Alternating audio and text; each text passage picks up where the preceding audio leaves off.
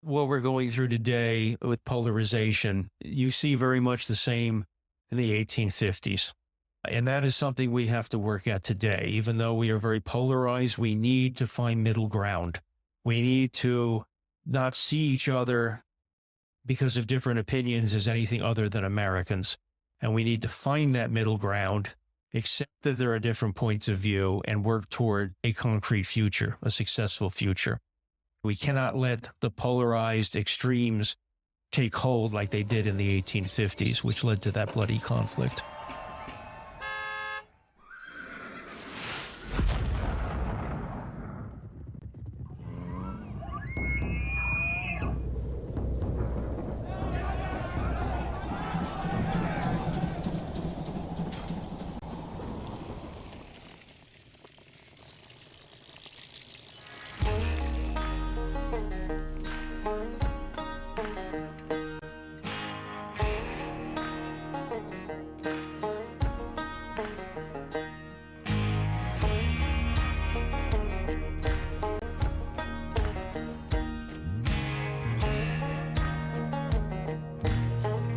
We are listening to The Underview, an exploration in the shaping of our place. My name is Mike Rush, and today we turn our attention to a defining chapter in the history of Northwest Arkansas and in our country. It's known as the Civil War. This was a conflict that reshaped the state and our region. It fractured communities, and it left a lasting legacy that we still contend with today. In the recent episodes, we've explored how slavery was central to the development of Arkansas, and the state's decision to secede from the Union was contested. But war is never just about political decisions. It's a lived experience. And as we begin this conversation and continue it into future episodes, we will explore, what did the war look like on the ground in Arkansas? How did it shape the people and the land? And how do its echoes still influence us today? And to help us navigate these questions, I have the distinct privilege of sharing a table with Mr. Dale Phillips. Mr. Phillips is a historian and the retired superintendent of Lincoln Home National Historic Site. He has over 40 years with the National Park Service, and Mr. Phillips has dedicated his life to preserving and interpreting Civil War history, working at some of the most significant sites in the country, including Gettysburg and Fort Sumter. His insights into the war's causes, battles, and memory offer us a chance not only to understand the past, but to reflect on what it means for our present. He also serves as the co-president of the Bella Vista Historical Society and the co-organizer of Northwest Arkansas Civil War Roundtable discussions, ensuring that these histories remain part of our regional dialogue. In this conversation, we examine the causes of the Civil War, the impact of the war in Northwest Arkansas, and the striking parallels between the polarization of the 1850s and the deep divisions that we see today. But this episode is not just about war. It's about memory, about who tells the story and what we choose to carry forward. All right, let's get into it.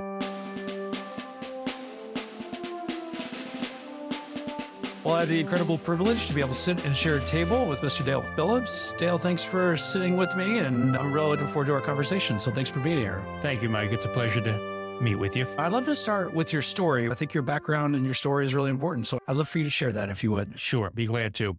I am a professional historian. I graduated from college in 1978 with a degree in American history, and I was lucky enough to get a summer job at Gettysburg National Military Park as a ranger interpreter.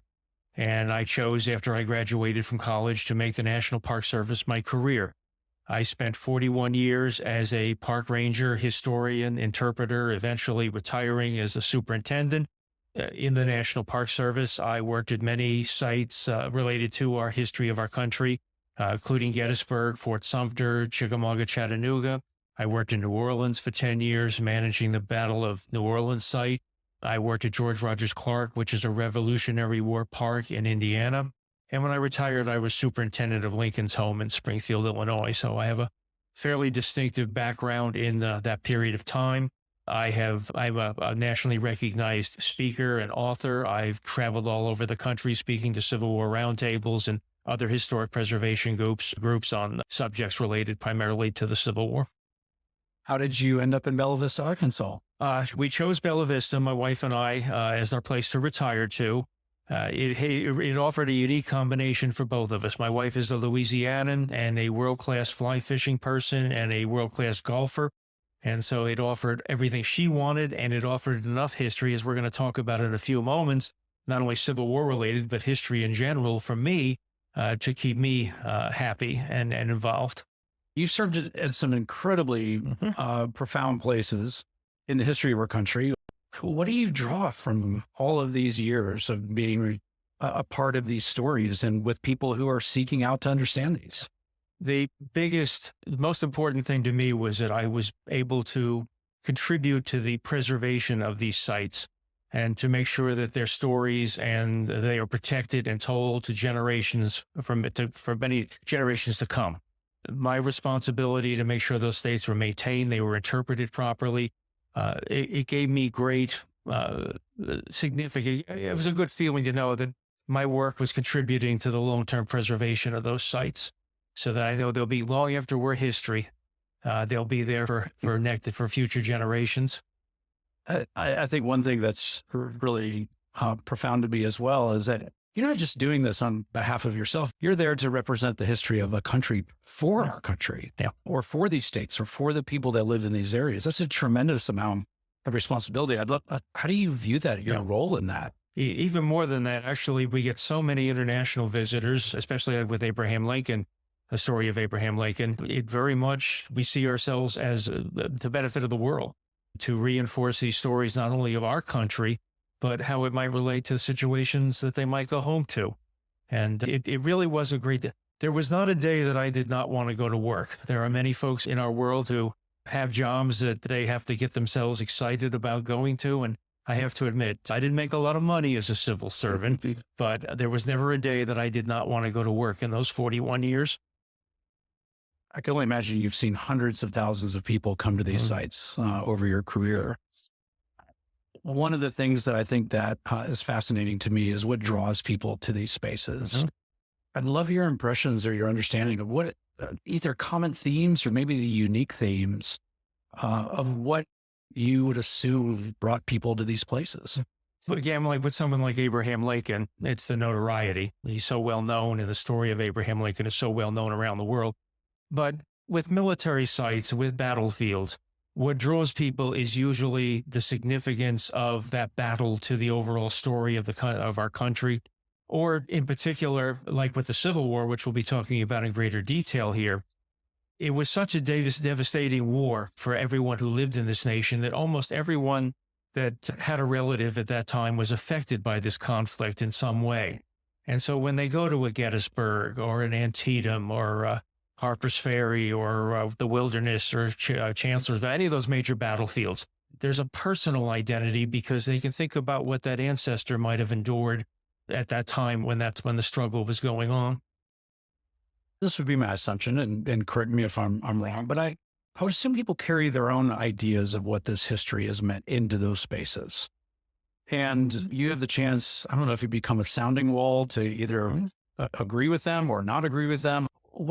Like when people come into these spaces, what do you see as far as their own posture or their own belief systems that puts them in a place of being willing to learn or to hear, or maybe they're seeking to reinforce some belief that they bring into it? You are 100% correct. We often would get visitors who would have conflicting opinions. I've had groups where even within tour groups, I've had individuals at opposite ends of the spectrum, and I've had to separate them at different, I almost have to play referee at times. As school curriculum has gotten much thinner as far as history goes, the National Park Service plays the role sometimes of providing almost classroom type interpretation, not just preservation. When I first started my career, the average visitor that came to, let's say, a Gettysburg, they had a basic idea of the background of the battle, why it was fought, who the primary participants were.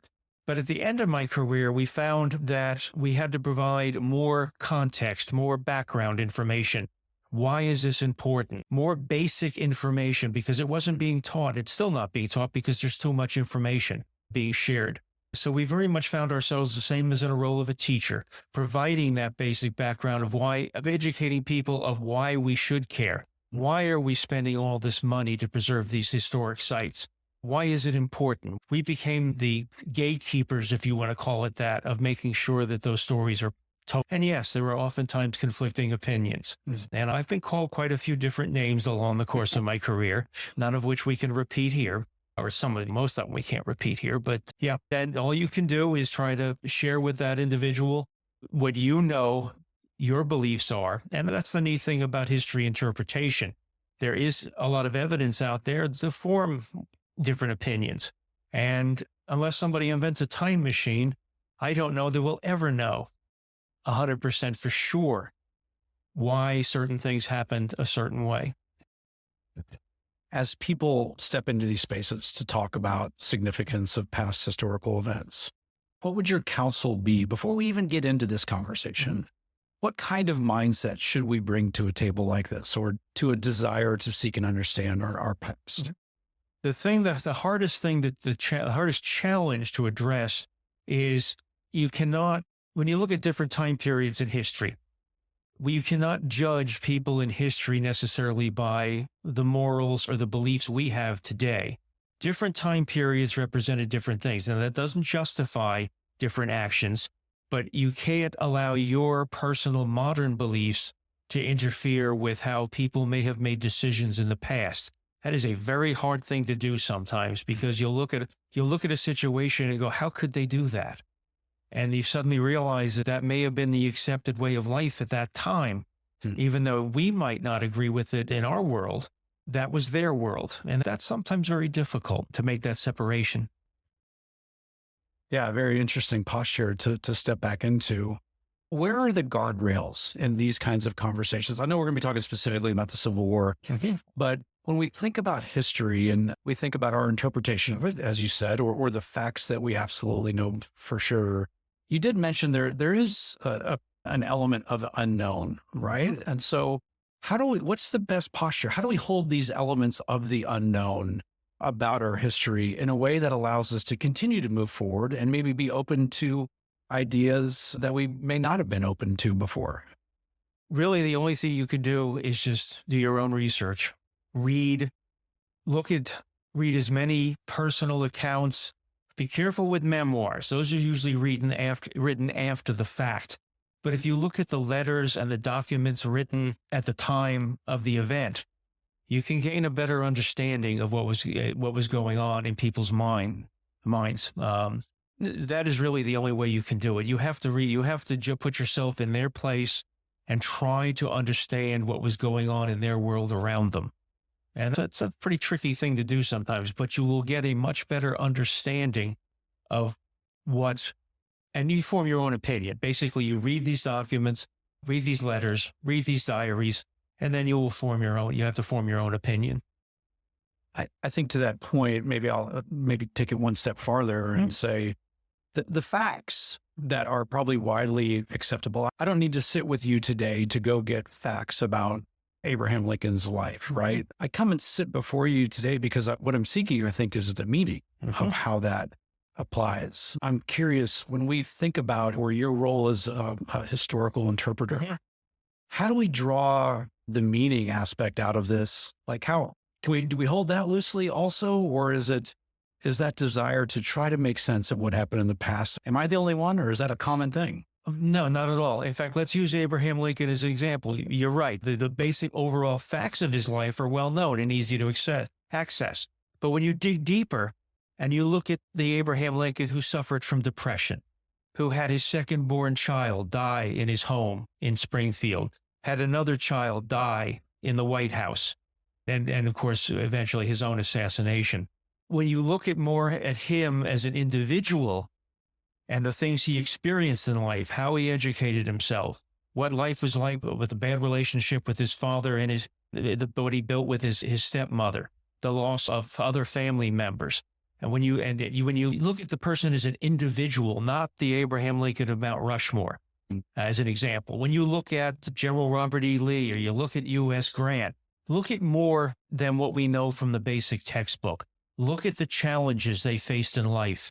Look at the conditions they were up against, what they overcame, and in some cases, what they succumbed to. That presents you with a whole different perspective, and you begin to realize that they're really no different than us. They were just faced with a different set of circumstances. Make it more personal. Make it more human. Thank you. I think that's super helpful. I think the context of even maybe how we approach this conversation to me is really important. You and I had a chance to talk a little bit. The Civil War is still something that is international dialogue, presidential politics. It's still there. We're still seeking that idea of meaning. And maybe let's just start there. Why, in your opinion, why is the Civil War something that still draws our attention today? Oh, that I can explain that fairly easily. I'll touch back to what I said, a little bit of what I said earlier. There was not a family that had ancestry to that point in our nation that wasn't affected by this conflict in some way. Basically, we believe about 750,000 Americans lost their lives in that war. What that comes down to is basically 1 out of every 50 Americans that was alive in 1861 when that war began was dead by 1865. That is a huge percentage, by far the worst conflict we've ever faced. Now, that doesn't count the wounded, the displaced, the destruction of property. It's a devastating conflict for our nation. And in many cases, a conflict which many nations don't recover from. Much of the country was in ruin. All families were affected. And that number, another way of looking at it is, if that number is 750,000, if you total every American who has lost their life in combat, from the American Revolution to the War of 1812, Mexican War, Spanish-American War, World War I, World War II, Korea, and up to the 5th year of Vietnam, you just equal the number of Americans who perished in our 4-year Civil War. There is a personal identity. And I'll share my personal story with you a little bit, which is a perfect example of this. My great-grandmother was living in Lynchburg, Virginia, when the war broke out. Her family, fearing that the war would come to Lynchburg, Virginia, which it would eventually, disguised her as a boy. She was a young woman, disguised her as a boy and sent her north to live with relatives in New York. By the end of the war in 1865, everything they feared had happened. There was nothing to go home to. And so she remained in New York, married there, eventually moved to the New York City area, eventually over to New Jersey. And a couple of generations later, I come along. So again, there's that personal identity, not just to the soldiers, but to the whole population that ties us to that conflict. And as I said, almost every American who can trace their family back that far was affected by this conflict in some way. One of the things that drew me here to you, to this place, was the Civil War Roundtable that you hold monthly, which give me a little bit of understanding. That's not unique to Bella Vista. That's something that happens in a lot of places, you've told me. What is this event that happens within that? The Civil War Roundtables, as you said, they exist all over the world. There are hundreds of them. Their purpose is to do exactly what we've been talking about, is to provide the general public with a place to learn more about the story of that time period between 1861 and 1865, all the things we've talked about so far. Roundtables are a place for people to go to learn more. Not necessarily in detail. There are times we talk about particular battles and things like that, but we look at everything we've talked about. We look at all aspects of that life, the role of women, the role of minorities, the effect of slavery, medical conditions, music. We basically try to provide as much information in monthly guest speakers about particular events and about the way of life to accomplish the very thing you and I have been talking about for the last hour, is to familiarize people with a different time period and what they may have experienced compared to what we know today. In many cases, roundtables are our membership here. Ours here in Bella Vista meets on the first Thursday of every month. Here at the Bella Vista Historical Museum, it is free of charge. It is open to the public. We welcome everybody, and we'll be glad to have them. If they're interested in more information about the roundtable, they can visit our website or the Bella Vista Historical Museum website. And then please come join us. Yeah, I'll put that link in the episode notes. And one of our first contacts, you invited me to come to that. And I, out of being a student and not really knowing what I was walking into, I came, and it was amazing. I would highly recommend anyone coming and sitting. Tremendously valuable as far as, the information, the content that's shared, but also the people that are drawn to this, that are asking very similar questions, probably that I am and that you hear all the time. And absolutely, we recommend to go do that. Yeah, it's not designed for a bunch of guys sitting around talking about what general did what during what battle. It is designed for a more general audience. It's much like going back to school. We talked earlier about having to provide that basic information sometimes anymore. And roundtables tend to do the same thing as we do on our I have tried to, as one of the founding members of our roundtable, I have tried to design it much like I would have an interpretive program as a national park interpreter ranger. Many of our speakers that come to our roundtable, I learned stuff that I didn't know. Every time one of these speakers comes up with new stuff. We don't know everything. I'll give you a quick example. New Orleans. I'm sitting in my office in Lafayette, Louisiana, and I get a phone call from the person that replaced me at Chalmette in the National Cemetery. There's a family in her office asking about changing a headstone in the National Cemetery. The name on the headstone is incorrect from their family member. They had found a bunch of letters from this soldier in a trunk in New York State, and this soldier had died in New Orleans in a hospital after the Red River campaign. And she's all shook up because we'll just contact the VA with the information and they'll send you a new headstone. The soldier's name was Lyons Wakeman, 153rd New York. And poor Susan is all shook up. She goes, "You don't understand. That's not the problem." I go, "What's the problem?" I said, that's not the soldier's name. Her name is Sarah. It was a female soldier who for 2 years had fought disguised as a man and given her life for the Union, for what she believed in. And even in death, her identity was not found out. And she's buried in that national cemetery under her alias. There's been a book written about her now based on those letters. It's called An Uncommon Soldier, the story of Sarah Wakeman. Fascinating story. The family was so pleased with the amount of information that we found that she still rests under her alias. They did not have the headstone changed. That's the kind of things we're still finding. Stories that would have long been forgotten that people are finding in trunks because the family saw her as the black sheep of the family. They took her letters and locked them away. And now, by our morals and our beliefs, she's a hero. Yeah, that's an incredible story. And yeah, and that's the kind of heritage that should be honored. The desire to stand up and to want to be part. Yeah. There's a lot of unanswered questions still. We don't know everything. That's correct. Every time we think we do, some other piece of the puzzle comes along to add to that mosaic of the whole story. You mentioned something that I'd love for you to expand on a little bit. You mentioned this idea that we recovered from it and that not many countries do. Maybe talk about that a little bit more, because I don't think about it that way, but when you bring that up, I'm curious the context of how that really does impact our desire to know and understand this even better. And our Northwest Arkansas is a perfect example of that. At the end of the war, as Confederate forces, organized forces, were surrendering, they could very easily have gone underground, have continued partisan guerrilla fighting. It could have gone on for years. But no, the Confederate generals, when they surrendered, basically said, "No, it's over. Lay down your arms." Robert E. Lee being at the forefront of that, saying, "No, lay down your arms, go home, rebuild your farms, rebuild your homes. War's over. Let's rebuild our nation now." Were there problems? Absolutely. You suddenly had 3 million and former enslaved people suddenly thrust into freedom that they did not understand yet. So yes, would there be problems ahead? There would be. And there are challenges that carry through all the way to today, as we've talked about. But the nation did pull back together, did rebuild itself. Guerrilla warfare did not happen. We did have, of course, problems during Reconstruction, and that's a whole nother chapter. But as far as the war itself goes, when it came to an end and Confederate soldiers, the majority of them, laid down their arms, they began the rebuilding process almost immediately. And our area of Northwest Arkansas is a perfect example of that. At the end of the war in 1865, this was a no man's land. Benton and Washington County were basically devoid of population. Bentonville had been burned to the ground. Fayetteville had been heavily damaged. McDonald County in Missouri was heavily damaged. Courthouse burned. Basically, by 1865, Southern supporters had fled the area.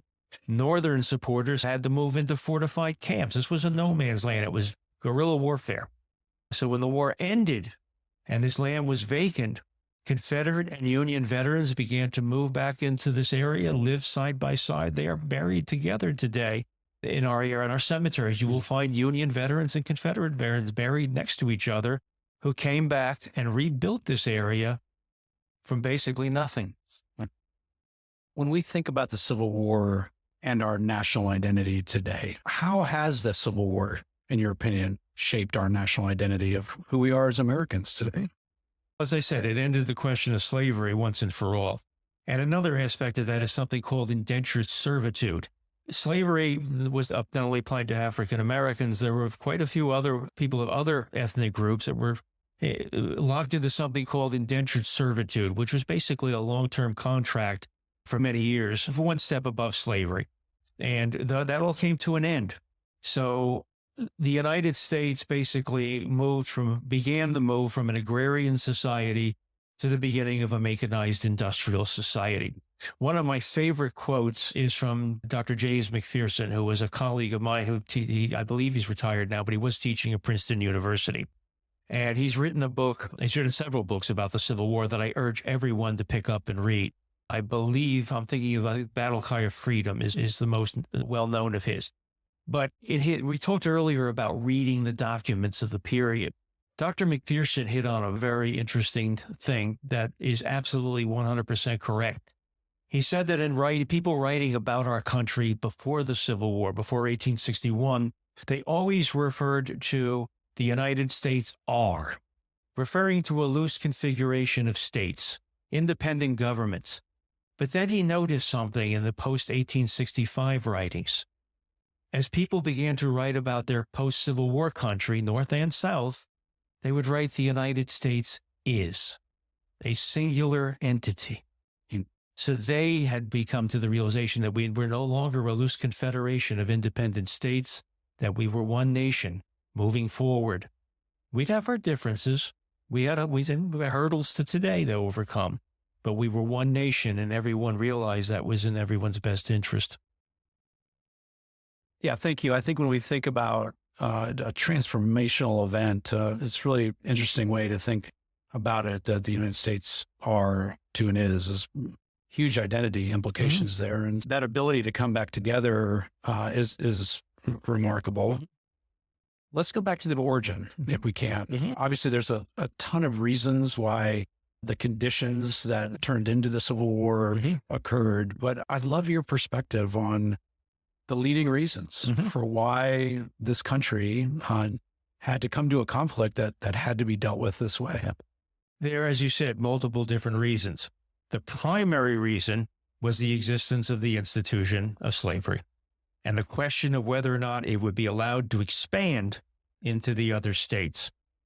Abraham Lincoln, when he was inaugurated, his first inauguration, he made it clear he understood that he had no right under the Constitution as it existed at that time to interfere with slavery where it existed in the southern states.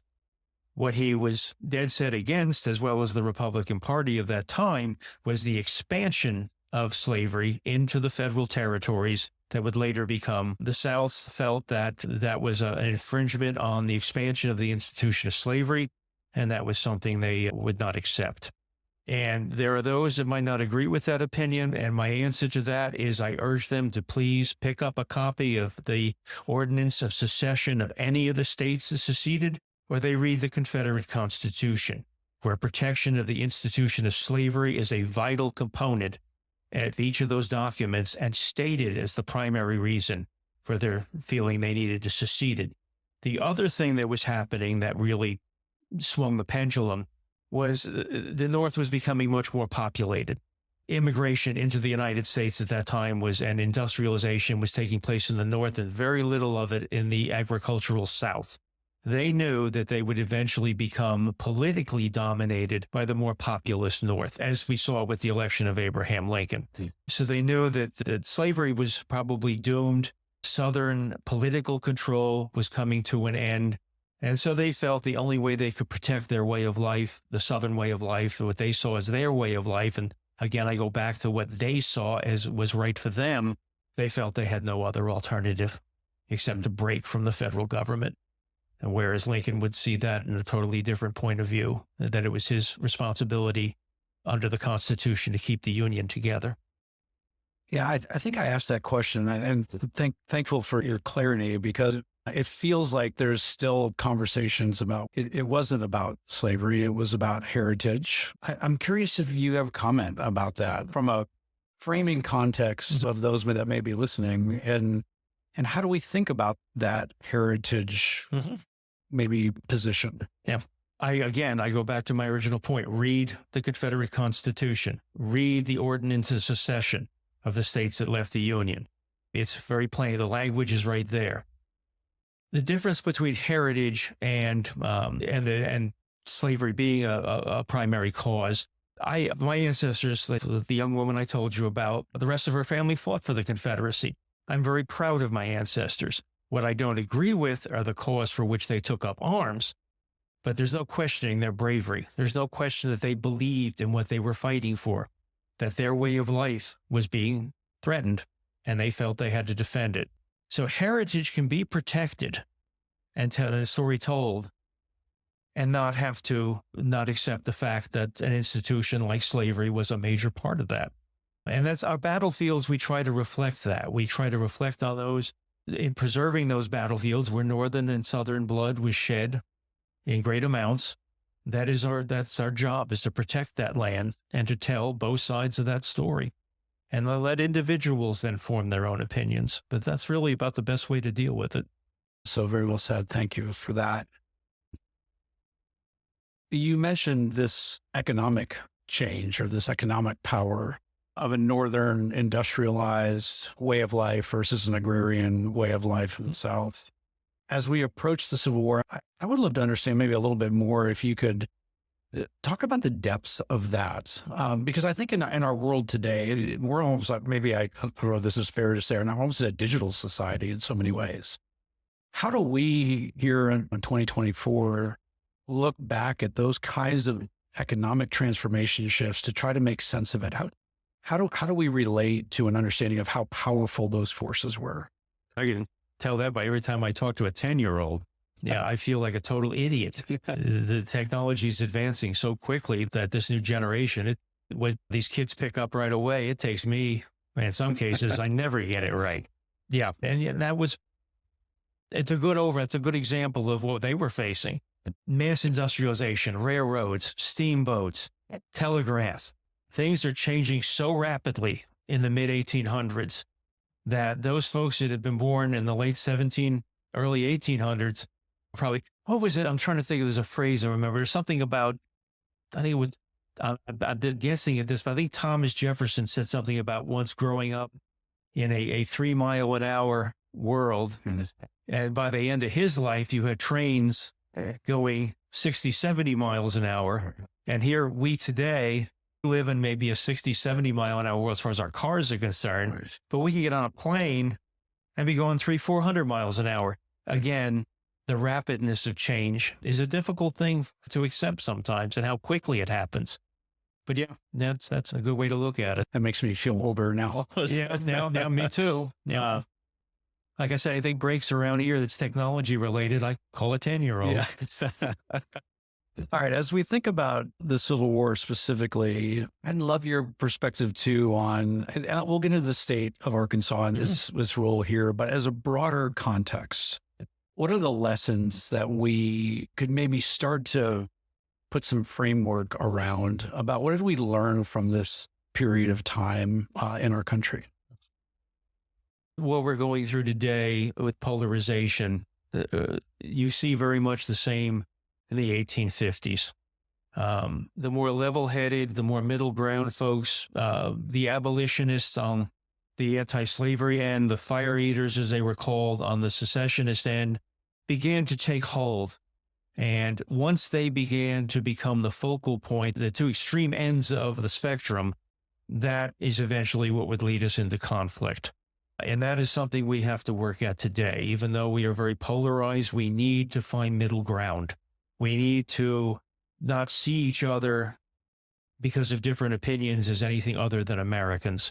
And we need to find that middle ground, accept that there are different points of view, and work toward a concrete future, a successful future. We cannot let the polarized extremes take hold like they did in the 1850s, which led to that bloody conflict. I think it's maybe hard for me to imagine that our country has been through these kinds of polarization events in the past. Obviously, the fear or the trajectory for the Civil War was that ultimately led to violence. It ultimately led to tremendous pain and trauma. It led to a great deal of freedom as well, too. But I'm curious, like, when you think about where we are today as it relates to those kinds of time period, is this the same kind of time period that we're in, or culturally are we in a different place? I wish we could answer that. If we could, we probably we'd be able to corner the market on the talking head market. We don't know. All we can do is look at what happened before us and learn from those examples and work as hard as we can to prevent it from happening again. That's really the only alternative. Where we're going to end up, we have no way of knowing. Do you think it could happen again? I hear this in the national news from time to time from prominent leaders who put that out into the public space. My personal belief, and this is strictly my opinion, is I don't believe that would ever happen again. I think we have enough examples from history of know what the ramifications are, and we are strong enough as a country and strong enough as a people to realize that would come to no good end, and that the more level-headed individuals would stabilize and prevent that from ever happening again. And that, again, we go back to the very beginning of our conversation. That's one of the reasons that our battlefields and our historic sites are so important, is to learn what the result of moving to the extreme can be. And they can serve as examples of what we want to stay away from. Dale, one of the things that we've been talking about through all of these conversations is what does it look like for people to find an understanding of the history of Northwest Arkansas, the history of our state?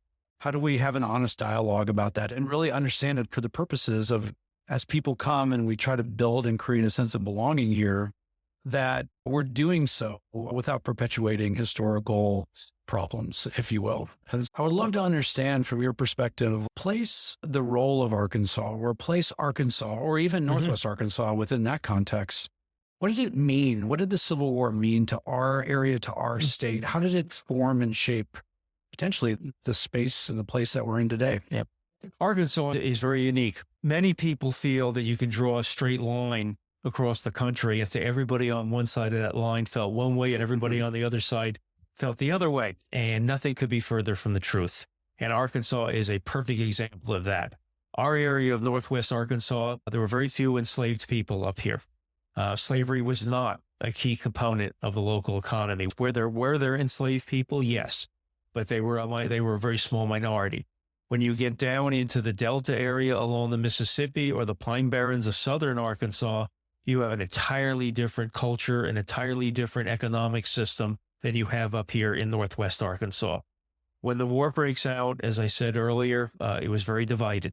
You had both sides represented. Most of the northern supporters fled north, joined northern units.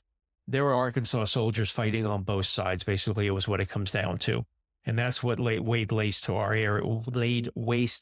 area. You had these competing forces. And what made Northwest Arkansas particularly unique is because it offered two major avenues of invasion, going north or south.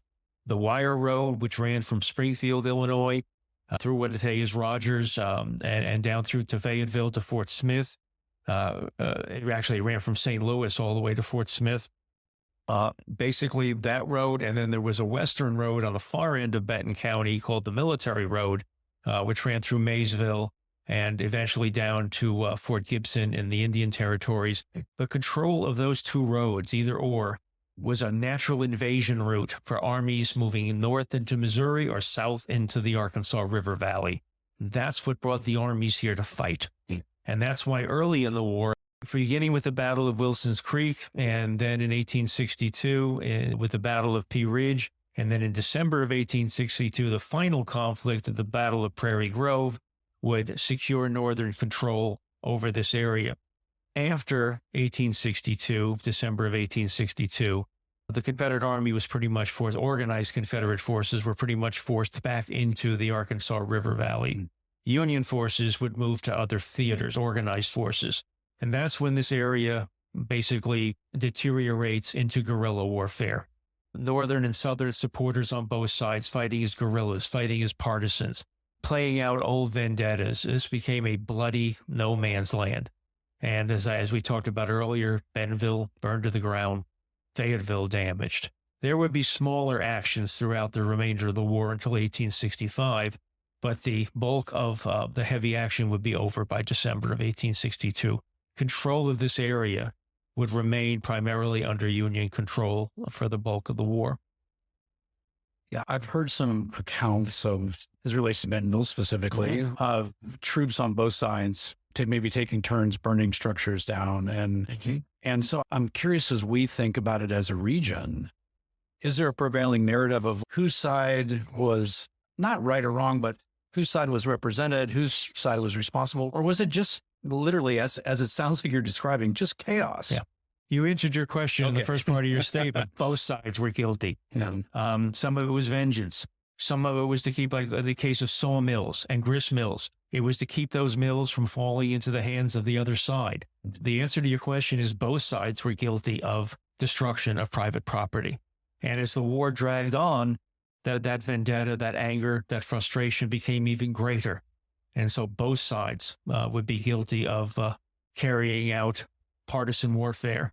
So no one side was more guilty than the other. And I think maybe even to take that a step farther to maybe try to understand our own area a little bit, there seems to be post-Civil War recorded in our history books, a narrative of the Southern position. And you get into the late 1800s, maybe even the early 1920s, things like our community went through the removal of the Confederate statues a few years ago. But those types of Southern types of ideals, or that Southern position being the one that seems to be remembered in our landscape. I'm curious your thoughts. Is that an accurate representation, or is that how the history evolved afterwards? As I said, in the immediate aftermath of the war, there was still animosity, of course, but basically things died down fairly quickly. But in the late 1800s and early 1900s, there was an effort, it's called the lost cause. There was an effort to rewrite history to some degree to justify the war on both sides, North and South. And a lot of the memorialization that you see on town squares, the battlefields were an entirely separate entity. Those were usually established by the veterans, monuments placed by the veterans, and they play a different role. But on many courthouse squares, North and South, you began to see that monumentation as the last of the veterans are passing on and the next generations come along. They reflect an entirely different period in our history, the post-war period, as I said, late 1800s, early 1900s. Part of it, the best way to explain it is monuments are moved throughout history. This is my personal opinion, is that monuments are artifacts. If they're on public property being maintained by tax dollars, if the people paying those tax dollars no longer feel that monument is appropriate to their beliefs, they have every right to vote to remove that property and not maintain it. Now, should it be destroyed? Absolutely not. They are part of our history. I like very much what we've done in Bentonville. I like the establishment of the new park, the location of the monument, the interpretation which tells the story of Benton County in the Civil War. That is the way I believe to handle it. Don't sugarcoat anything. Tell the story, tell why it's important to us, and definitely not destroy what is a part of our history, whether you agree with it or not. But when it comes to it being placed and maintained on public property, that is really up to the discretion of those paying the bill, basically. Maybe share a little bit more, if you can, about this idea of the lost cause. Where do we still see that, obviously in monuments, but do we see that showing up in other places in our culture today? To some degree. And again, you touched on it earlier with that idea that slavery really wasn't a major factor in the Civil War. That is just unacceptable. That just is not true. There's an attempt to, again, as I said, justify the actions of the Confederacy based on that time period. And that's just not going to hold any water to anyone who actually is a student of history. And it has nothing to do with heritage. There is no reason not to honor our ancestors. We may not agree with what they fought for, such as myself, but there is absolutely no derogatory action in not recognizing the valor, the conditions they faced, and that they believed in what they were fighting for. And that's one of the reasons our national battlefields are so important, because that is its role, not to judge, but to make sure that memory and that sacrifice is not lost by both sides. I'd like to go back to the conversation you had or the comments you had about this idea of division, but also of healing. With that kind of tragedy, I'm curious the lessons that we may be able to take from that space or the time after that could be really helpful to our community today to say healing or unity or maybe just the lack of active division is possible in our world today. Are there things that we can learn from that period of time that we could maybe draw into today's world? The first thing, as we talked about earlier, is just read the documents of the time period. The other thing I would suggest is one of the things I've done is go to any local cemetery that goes back that far to the post-Civil War period. Even if you go to the National Cemetery in Fayetteville, if you go to the Confederate Cemetery in Fayetteville, and just take a moment to think about those individuals. But if you go to the private cemeteries, like several we have here in Bella Vista, you will see Confederate markers, which are come to a point on top, and you'll see the rounded Union veteran markers. Look at the fact they are buried side by side. Look at the fact that, think about the fact that they came together even after that horrible struggle to decide what we're going to go forward. Think about the effort they had to make with everything they had seen and faced and lost. They said to themselves, we're better than that. We are going to pull together to become one nation. Are we going to forget our sacrifice? No. But we are going to pull, those of us that are still here are going to pull together and make something even better. Just go to those cemeteries and look at that. There's hardly a cemetery in our area that you won't find Union and Confederate soldiers and their families resting side by side.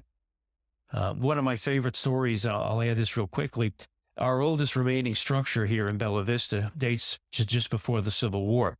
Jabez Hale, who was a Southern sympathizer, lived there, built the structure.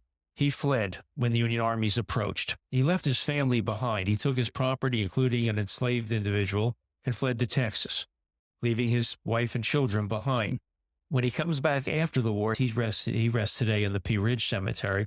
When he comes back after the war, one of his daughters, this is my personal opinion, out of spite, marries a former Union officer. I'm sure that did not go over well at the wedding reception. But again, it shows how they came back to this area. They may not have forgiven each other, but they understood each other. And they understood that they had to create something better. And that's what I would urge people to do.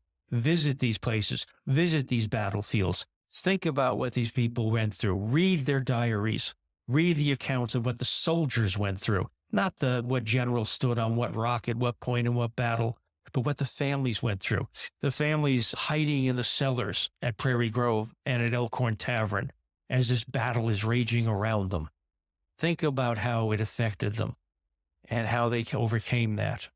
And then you'll understand why this period is so important. I don't know what else to ask you. It's so profound and it's so refreshing. I don't really know what else to ask you.